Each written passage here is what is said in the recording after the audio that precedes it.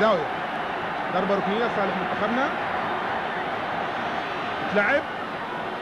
تلعب المرمى، بيجري عليها يوسف من ناحية اليسار، سيطر عليها يوسف، سلحها لنفسه يوسف، يلعبها عرضية، تنحت المرمى هدف، تنحت المرمى هدف، تنحت المرمى هدف، تنحت في المرمى هدف.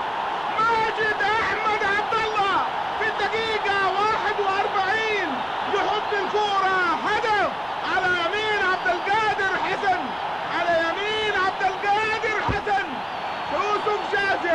يوسف جازع اتلعبت ضربة الزاوية من اليسار، انتقلت لليمين ودخل يوسف جازع، اجتاز لاعب ولعبها بالعرض. هذا يوسف جازع،